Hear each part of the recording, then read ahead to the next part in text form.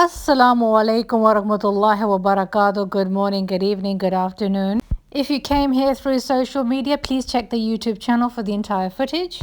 Bismillah. This video I'm creating for my Muslim brothers and sisters. If non-Muslims join in, they join in, no problem. On this particular video, I gave absolutely no significance to the Islamophobes. The focus is how we should perceive them. So I'm going to answer why do they hate our Prophet with the aim to change our thinking about them. When asked why do you hate our Prophet, pedophilia is the first reply they give. I say when they say that, don't believe them. And don't believe them because of two very valid reasons. You see, Jesus was the very important prophet of the Bible. Let's call him the VIP of the Bible. And even his birthday is actually an estimation. It's not clear, it's just a guess. And the Christians accept this, that this date of birth of his is just an assumption. Aisha, the wife of Prophet Muhammad ﷺ, is an important figure for Islam, but she is Quranically an irrelevant person. So the question really is, when the biblical VIP's birthday is uncertain, then how could it be the Quranic QIP, Quranic irrelevant person's birthday would be accurate? If you look into the hadith, how important is Aisha? Only just this, that she is a prophet's wife. No Muslim scholar, whomever I had asked, could answer the following questions regarding the age of Aisha. What were they counting, and from when were they counting from? One said ambiguously, one could count how many Ramadan one went through. The could in the sentence was indicative that the person is just guessing and doesn't know. And if you say that there was plenty of documentation, please present it to me. Neither of these three questions were answered. And let me give you a hypothetical example of Ellie Quinn.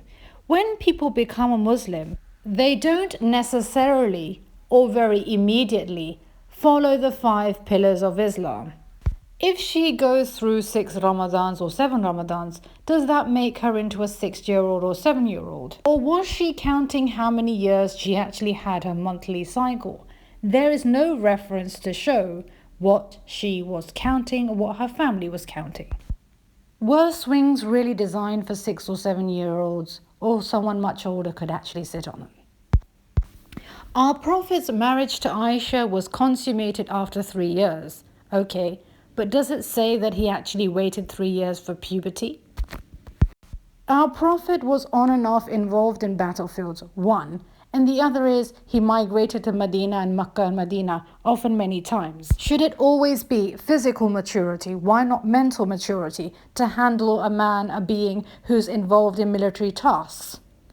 Now let's suppose for the sake of the argument we believe that she was 6 or 9. Then my argument is this: that pedophilia, homosexuality, gays and lesbians are all sexual immoralities. Chris, what's going on? Well, Jerry, I'm a girl, and I've always felt like a guy.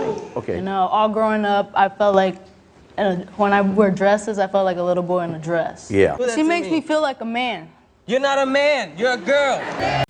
The Western world, or the Westerners, to whom we actually try to respond to, is where the care for sexual morality or immorality is long gone. I mean, these people sit next to gays, lesbians, and even homosexuals. How different is pedophilia from those? Let's go back to the time when the 9/11 did not happen, when a lot of people just didn't know about Islam, or the Islamic prophet or his wife. If on one hand, our prophet's life was becoming mainstream, on the other hand, in the Western world, gays, lesbians, and even homosexuals were becoming mainstream. Gay rights has traveled in the mostly Catholic Republic of Ireland. Just 23 years ago, homosexuality was illegal there. But as Charlie Daggett reports today, Ireland became the first country in the world to pass a constitutional referendum allowing same-sex marriage. So this is what's been going on for the past 20-odd years. They're not asking us questions to learn. They're asking questions that basically I'm just going to ask question. Even if you answer it, I'm going to still pretend I don't understand. I was speaking to Bob the Builder about the issue of Aisha, Prophet Muhammad, getting married to Aisha. Stage when she's physically ready what? To have intercourse and to have a baby. But Islamically that is not enough. She has to be what? Mentally ready and spiritually ready. So I said to him, if a girl physically ready, spiritually ready, mentally ready, what's wrong with it? He said nothing wrong with it. He said, but Aisha, see she was playing with dolls, with toys. I said, but it's known in the Western world, there's many girls at the age of 25, 30, they have toys. Doll houses. So therefore they cannot get married. At the same time, the Western world demands same-sex marriages. But this is not all. There is more for you to know. The gathering comes as CBS News has learned of several cases involving nuns accused of sexual misconduct. But we've spoken with several people who recently reported misconduct, ranging from forceful kissing to molestation, all carried out by nuns. I'm with my friends during the day, and I'm with this pedophile nun on the evenings and on the weekends and in the summer. Pedophile nun is a phrase I think most of our viewers will have never heard. Really? Wow. That's really a shame because there's a lot of them out there. It's the secret not yet told. But since the publication of a grand jury report identified hundreds of pedophile priests in Pennsylvania, at least 18 people have contacted her to share stories of abuse by religious sisters. We've heard so much about alleged child sex abuse by priests. Why haven't we heard about nuns? A lot has to do with the culture of nuns, they are very, very private by nature. Some of you must be thinking, is she justifying pedophilia by showing us our place? Well, no, because I already said to you earlier that pedophilia, homosexuality, gays and lesbian are all sexual immoralities. And if you're going to say to me, well, pedophilia seems to be worse because in the case of same-sex marriages, two people of the same equal age are committed to one another. Recently, I was watching this documentary based on child labor and asking myself this question.